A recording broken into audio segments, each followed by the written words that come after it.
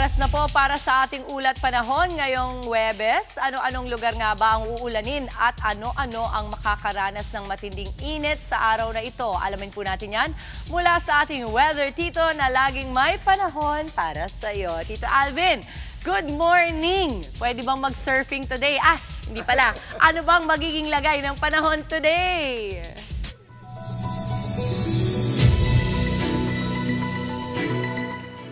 Good morning, Mama Dims, at good morning mga kapatid. Ngayon silipin natin ang ating lagay ng panahon.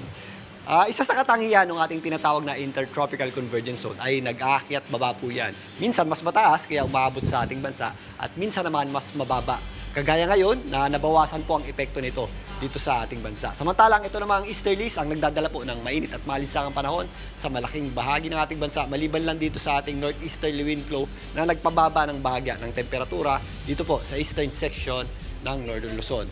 Dahil nga mas bababa na yung ating Intertropical Convergence Zone, bawas na po yung ating mga pag-ulan dito sa malaking bahagi ng Mindanao. Relatively maaliwalas po ang panahon natin dyan. Maliban lang sa mga pulo-pulo o mga isolated na pag-ulan o thunderstorms na posibleng mangyari sa dakong hapon gabi. Yan po ay mga posible po dito sa mga areas ng Davao Region at ilang bahagi ng Sorsogon. Pero relatively magiging mainit po ang tanghali natin at alinsangan ang panahon. Maliwalas sa panahon din ang ating aasahan sa malaking bahagi ng Visayas, kasama na po dyan ang ilang areas ng Palawan. Pero kung mapapansin nyo, magiging maulap po sa hapon at meron tayong mga dagdiang may hinang pag-ulan. Samantalang dito naman sa Luzon, meron tayong inaasahang pagbaba ng temperatura dito sa eastern section ng Northern Luzon. Dulot yan ng ating tinatawag na northeasterly wind flow. Kasama po dyan ang ilang areas ng Batanes, ito pong Isabela at ilang areas ng Cagayan at possible din po dyan yung mga may hinang pag-ulan.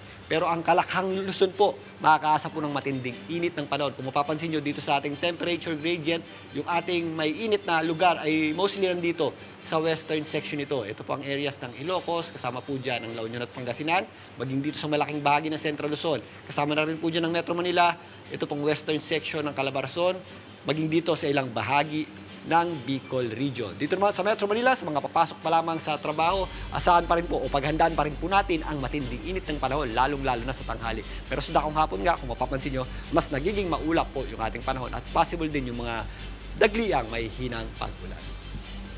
Maliwanag na po at ang ating araw po ay kakasikat lang, buong buo, ngayong 5:51 ng umaga at muling lulubog mamayang 6:09 ng gabi.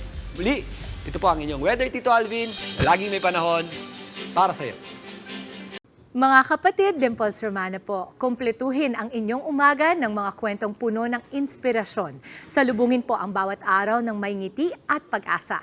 Kaya't mag-subscribe na po at mag-follow na sa aming social media pages ng News 5.